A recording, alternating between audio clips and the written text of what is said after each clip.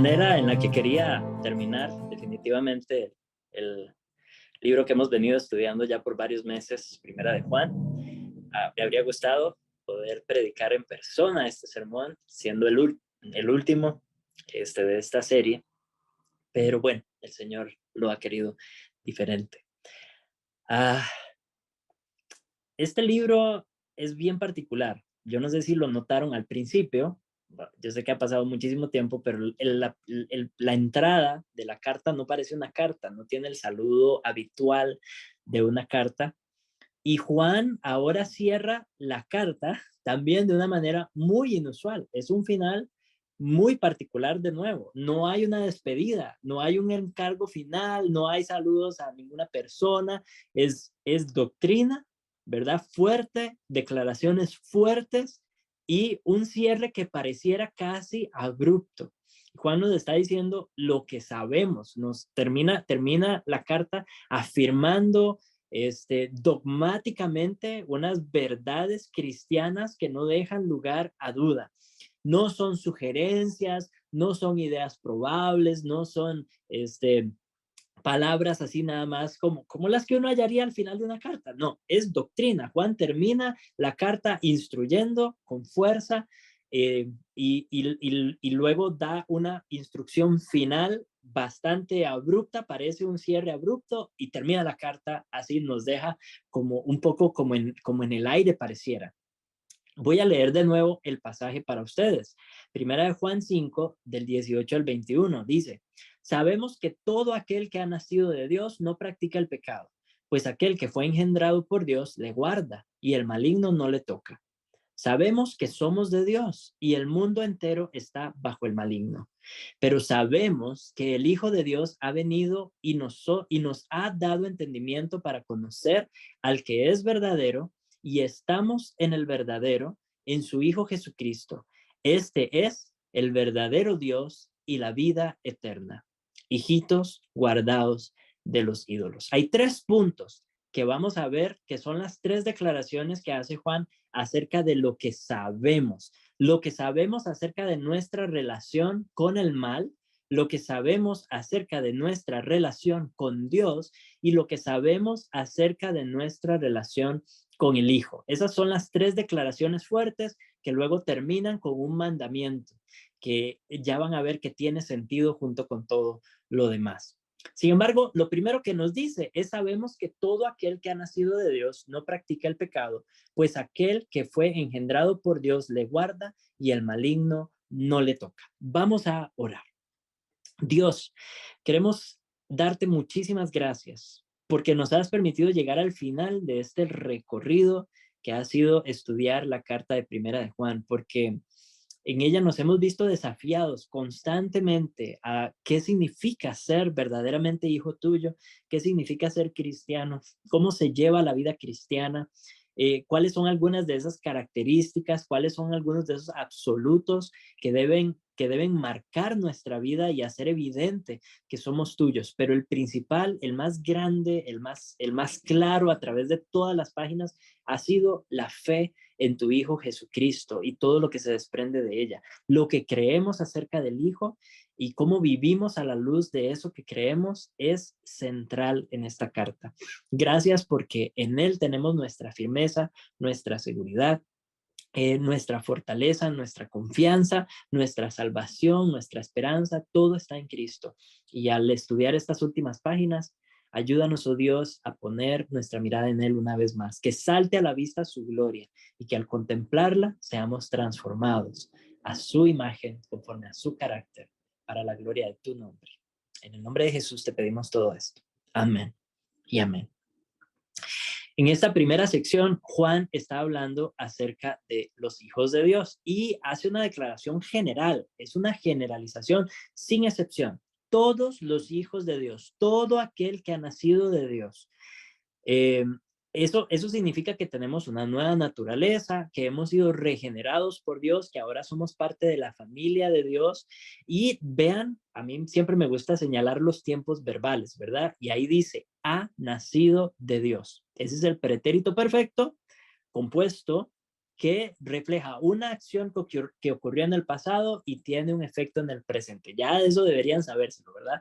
Entonces, ya ustedes saben, cuando lean en las escrituras, el pretérito perfecto es una acción que ocurrió en el pasado que tiene efecto en el presente. Y entonces el resultado de haber nacido de Dios sigue estando presente en nosotros hoy. Hoy, nosotros que hemos nacido de Dios, hoy somos hijos de Dios. Eso es un absoluto. Seguimos siendo hijos de Dios y seguiremos siendo hijos de Dios para siempre, con todos los privilegios que eso significa, pero también con todas las responsabilidades. Y Juan pasa a darnos justamente una responsabilidad. Todo aquel que ha nacido de Dios no practica el pecado. No practica el pecado. Esta es una declaración fuerte, ¿verdad? Algunas traducciones lo ponen como no continúa pecando. Ahora, hay algo que tenemos que aclarar. No se trata de perfeccionismo. Se trata de la tendencia de nuestra vida. No se trata de que podamos llegar de este lado del cielo a no pecar, pero sí se trata de cuál es nuestra relación con el pecado, cuál es nuestra relación con la maldad. Ya no vivimos en pecado. El pecado está ahí, pecado persistente, pero, o sea, pecado presente, pero no es un pecado impenitente, no es un pecado que podemos estar practicando el pecado y no nos importa. El cristiano peca ocasionalmente, pero el pecado ya no reina, el pecado no está al mando de la vida del creyente. Esta es la característica, ya la habíamos visto en el capítulo 3 antes, ¿verdad? No peca, decía Juan, el que es hijo de Dios no peca. Aquí nos dicen, no practica el pecado. Es la misma idea. No tiene esa tendencia en su vida. No se caracteriza su vida por una vida de pecado. Hay una relación irreconciliable ahora con el pecado. El Hijo de Dios y el pecado son completamente incompatibles. El Hijo de Dios odia el pecado. ¿Por qué? Hay muchas razones, pero una que debería alimentar nuestro odio hacia el pecado es el hecho de que fue ese mismo pecado el que hizo necesaria la muerte de nuestro amado Salvador. Y si amamos a Cristo y entendemos la profundidad de su sacrificio, de su sufrimiento por nosotros y lo que hizo en la cruz, lo que logró en la cruz por nosotros, fue a causa de eso, fue a causa del pecado. El Hijo de Dios murió por nuestros pecados. Así que deberíamos verlos como los enemigos que son, como lo horribles que son delante de Dios. Y el Hijo de Dios debe ver así el pecado. Entonces ya no es un aliado, ya no es un amigo, sino que se convierte en un traidor interno. Queremos ser librados de este enemigo interno, de esta carne que continúa manifestándose y haciendo como berrinches, como en rebeldía contra Dios, habiendo sido ya vencida. Pero el pecado ya no reina. Y hay una promesa inmediatamente que nos da seguridad. Dice, no practica el pecado, pues aquel que fue engendrado por Dios le guarda y el maligno no le toca. Una promesa, una seguridad. Aquí hay una declaración adversativa fuerte. En la Reina Valera dice, pues, hay otras dice, pues aquel que fue engendrado por Dios le guarda. Y noten que ese aquel está en mayúscula. Pero en algunas traducciones dice, pero aquel que está, pero aquel que ha sido engendrado le guarda. O sino que aquel que ha sido engendrado le guarda. El punto es que el Hijo de Dios, aquel con mayúscula, guarda a los hijos de Dios con minúscula. No nos guardamos nosotros a nosotros mismos. Y es curioso porque esta misma descripción que se hace del cristiano, ahora se hace de Cristo. Y eso nos habla de la unión que tenemos con Cristo. Del cristiano se dice aquel que ha nacido de Dios. Y de Cristo se dice aquel que fue engendrado por Dios. Y noten la relación. El que ha nacido de Dios no peca, porque el que fue engendrado por Dios le guarda. Él, el Hijo de Dios, con mayúscula, tiene el poder para librarnos del pecado. Ese poder está solamente en el Hijo. Entonces, no se trata de nuestro esfuerzo, no se trata de nuestra capacidad, no se trata de que seamos inmunes a la tentación o que podamos llegar a ser inmunes a la tentación. La realidad del pecado es una realidad para todos los creyentes, para todos los hijos de Dios, pero tenemos esta promesa de que Cristo nos guarda. Sí, luchamos, sí, vemos el pecado como un enemigo, pero entendemos que el poder para vencer está solamente en Cristo. Entonces debemos preguntarnos, ¿cómo está su lucha contra el pecado? ¿Está luchando usted en sus propios métodos, con sus propias fuerzas, en su propia sabiduría, siguiendo las metodologías de este mundo, las ideas seculares? ¿Está acudiendo a la psicología secular humanista para vencer sus pecados, para luchar efectivamente contra la maldad que todavía mora en nosotros? Mi hermano, mi hermana, solo Cristo puede guardarnos del pecado. Entonces, lo más inteligente que podemos hacer antes de poder a prueba todos los métodos y hacer uso de todas nuestras fuerzas y capacidades, que sí debemos hacerlo, pero antes de todo eso, pidámosle ayuda al Señor en oración. Solo guardaremos la ley si el Hijo nos guarda a nosotros. Esa es una cita de John Stott. Solo guardaremos la ley si el Hijo nos guarda a nosotros. Pero no solamente nos guarda del pecado. Vean lo que continúa diciendo. El maligno no le toca.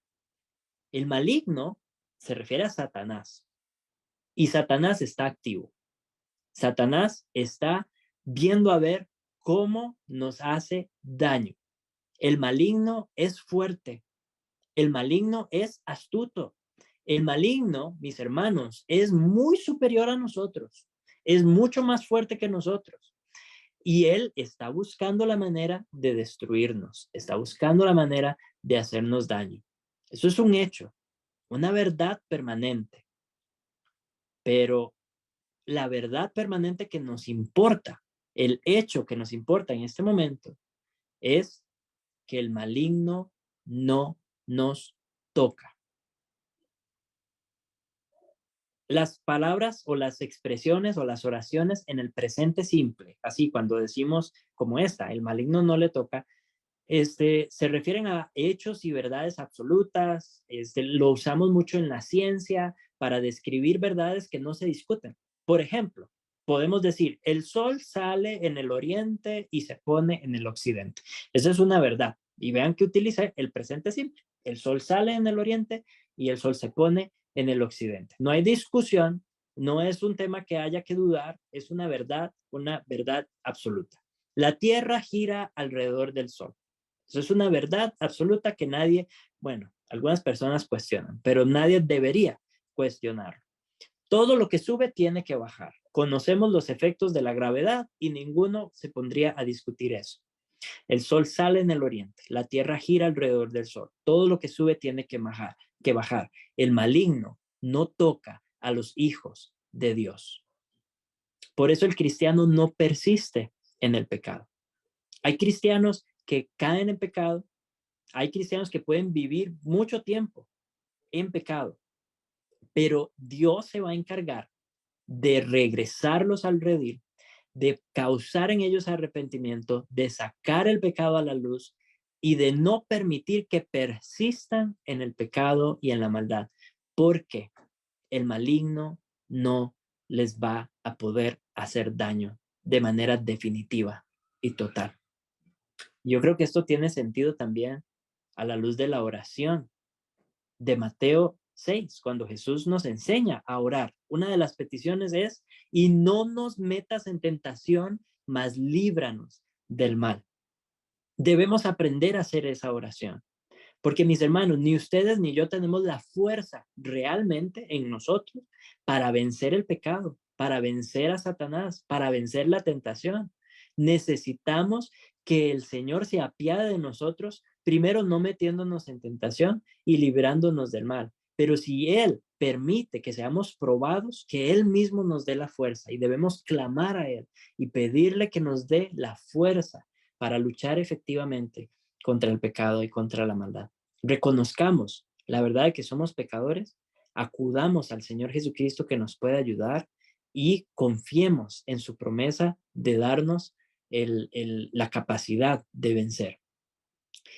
Hay una promesa implícita y sabemos que Cristo tiene el poder para cumplir esa promesa. Él venció el pecado, Él venció la muerte, Él venció a Satanás y su victoria es nuestra victoria porque Él nos representó a nosotros y también la hace efectiva y real en nuestra vida.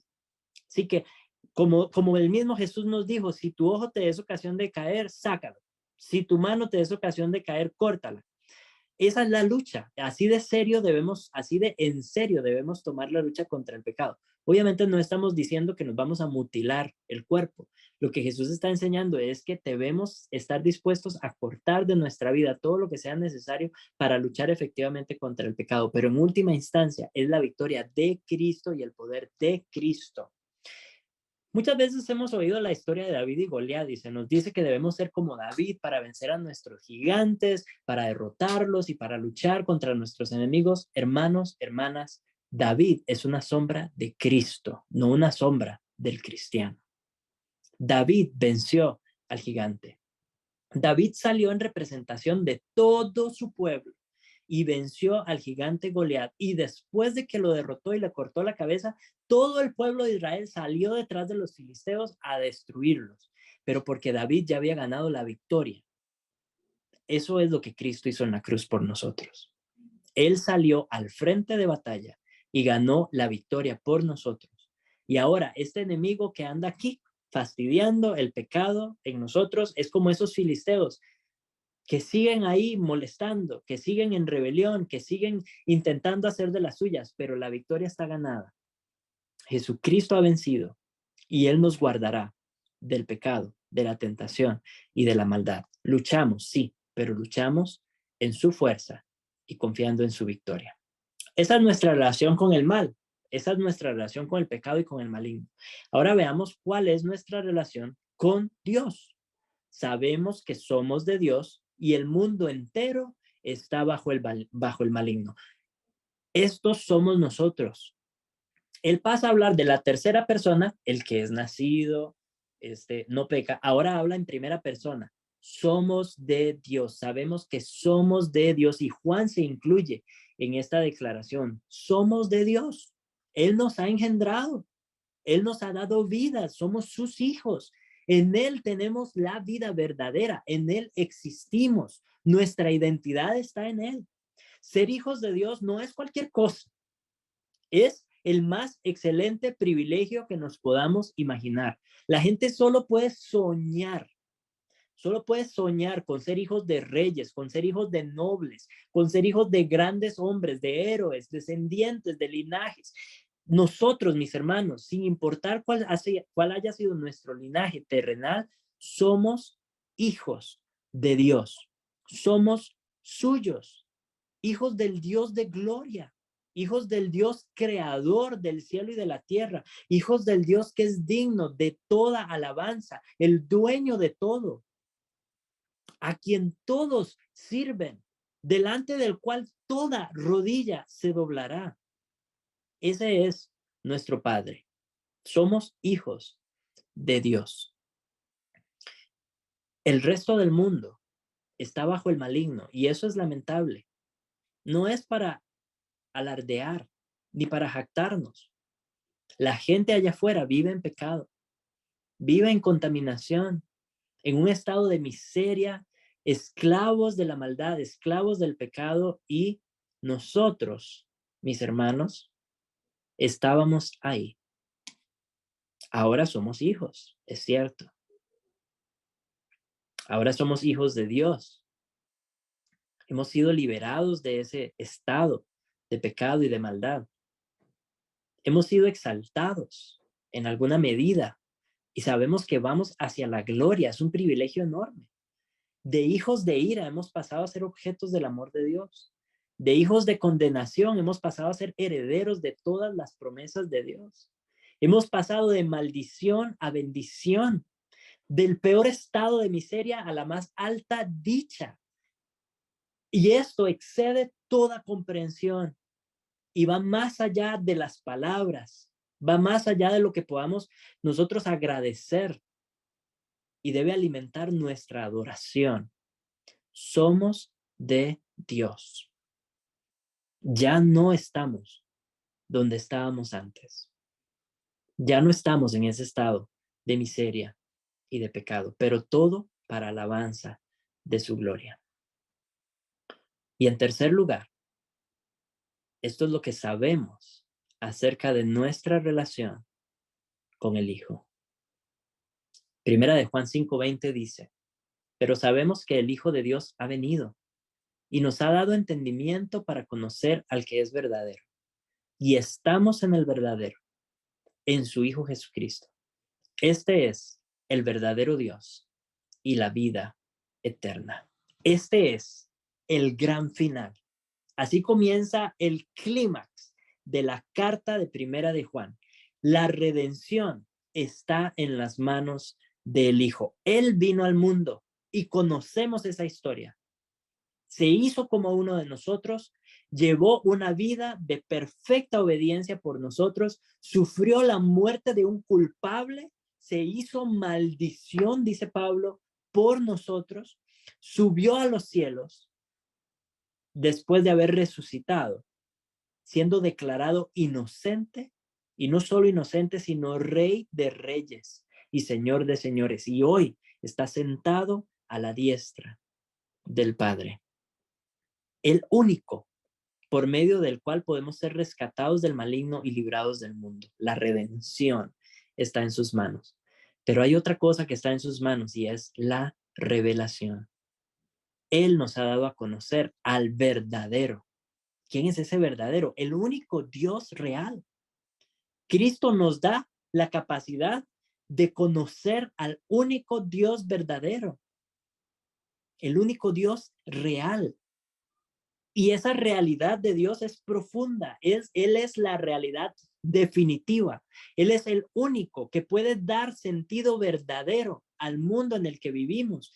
Toda la realidad, toda nuestra experiencia humana solo tiene sentido en Dios, porque fuimos creados por Él y fuimos creados para Él. Él es la razón y el objetivo de nuestra existencia. Él es el único digno de toda gloria, de toda alabanza, de toda adoración. Utilizamos muy a menudo esta palabra, gloria. La gloria de Dios se refiere al peso de Dios, a la importancia de Dios. Dios es el más glorioso. Él es lo más pesado, lo que debe tener más efecto y relevancia en nuestra vida, lo más importante en el universo, lo más significativo y lo que da significado a todo lo demás. Él es el más glorioso y podemos conocerlo, podemos vivir con él, podemos conocer acerca de él en su palabra, alimentar a nivel de nuestra cabeza las maravillas acerca de quién Él es, de sus atributos, de lo que Él ha hecho, pero no solamente ese conocimiento de cabeza, sino que por experiencia podemos conocerlo, podemos amarlo y sabernos amados por Él. Podemos ver sus obras y su actividad, no solo en el pasado, sino en nuestras vidas, hoy y ahora. Estamos en Él. Le conocemos a Él gracias al Hijo. Y lo que pasa a decir Juan a continuación es una declaración de la deidad de Jesucristo muy sublime. Estamos en el verdadero, en su Hijo Jesucristo. Él es el verdadero Dios y la vida eterna. Es al estar en el Hijo que podemos estar en el Dios verdadero. Jesucristo. Aquí utiliza el nombre completo, su Hijo Jesucristo. Jesucristo, Jesús el Cristo, Jesús el ungido, Rey, profeta y sacerdote, Jesús el mediador, No podemos pretender estar en Dios y ser de Dios sin la obra mediadora de Cristo. Jesús mismo dijo, yo soy el camino y la verdad y la vida. Nadie viene al Padre si no es por mí. Él es Jesús el Salvador, el Redentor. Él es el mediador, Cristo. Él es el Hijo de Dios. Pero además, Él es el verdadero Dios y la vida eterna. Esta oración, Él es el verdadero Dios y la vida eterna, podría referirse a Dios Padre. Y hay discusiones entre los intérpretes al respecto. Y no habría problema porque Dios Padre es verdadero Dios y Él es la fuente de la vida eterna. Pero lo más probable es que se refiere al Hijo, porque el Hijo es el referente inmediato. Acaba de hablar de Jesús. Y hablando de Jesús dice, Él es el verdadero Dios y la vida eterna. Es una declaración bien, sin lugar a duda, acerca de la deidad de Jesús. Jesús, el hombre, es verdadero Dios. Jesús es la fuente de vida eterna. En el pasaje que acabamos de leer, yo soy el camino, la verdad y la vida.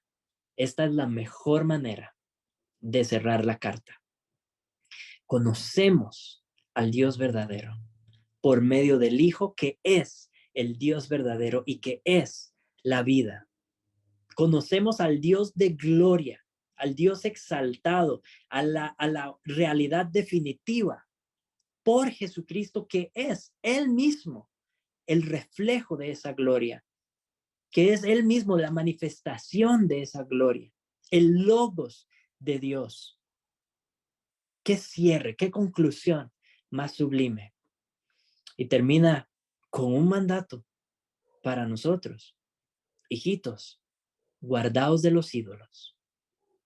No es una despedida típica. Una última advertencia, pero una advertencia con cariño. Vean que de nuevo Juan está utilizando ese término que había utilizado muchas veces a lo largo de la carta. Hijitos, hijitos, hijos amados. Él está hablando con un corazón pastoral, con un corazón lleno de amor por esta iglesia y les dice, guárdense, guárdense, guárdense de los ídolos. Ustedes conocen al verdadero. Ustedes están en el verdadero. Así que apártense de lo falso. Apártense de cualquier cosa que ocupe el lugar de Dios. Apártense de cualquier sustituto. Apártense de cualquier falsificación. Las falsas religiones, falsas ideas acerca de Dios. No, vayamos a la Escritura, acudamos a Cristo para conocer al Dios verdadero. Alejémonos de los falsos dioses de este mundo, el dinero, el poder, la fama, la comodidad, y vayamos al Dios para el que sí fuimos creados, al único Dios verdadero. Y allá afuera hay falsas explicaciones de la realidad, falsos significados de la vida, falsos significados del propósito que tenemos como seres humanos, que el mundo es un accidente, que el Big Bang, que todo se dio por casualidad, que nuestra vida no tiene sentido más allá de la muerte, así que debemos vivir para nosotros mismos, que no somos más que accidentes biológicos que se dieron a partir de una serie de mutaciones, que el fin principal del hombre es encontrar la felicidad en este lugar, aquí y ahora, porque lo demás no se sabe, no hay seguridad, no hay vida después de la muerte, no hay un propósito final definitivo, no hay nada trascendente. No hay sentido. Mis hermanos, nosotros conocemos la verdad. Conocemos al verdadero Dios. Y gracias a eso entendemos mejor la realidad. Porque hemos conocido al Dios que da forma, que ordena, que explica y que es Él mismo la fuente de esta realidad en la que vivimos. Él es el único Dios verdadero. Y su existencia debe tener implicaciones para toda nuestra vida. Nuestro inicio está en Él y nuestro propósito está en Él. Adorémosle y sirvámosle solo a Él. Vivamos solo para Él. Apartémonos, guardémonos de los ídolos y recordemos que fuimos creados para glorificar al Dios verdadero y gozar de Él por la eternidad. Que esa verdad gobierne nuestras vidas hasta que Cristo vuelva. Que el Señor les bendiga. Oremos.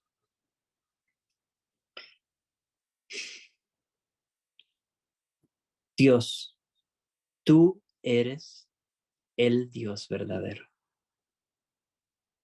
Tú oyes, tú observas, tú actúas, tú respondes, tú creas, tú das vida, tú redimes, tú prometes y cumples. Tú ordenas el mundo conforme a tus propósitos. Tu decreto es inmutable. Tu decreto es irresistible.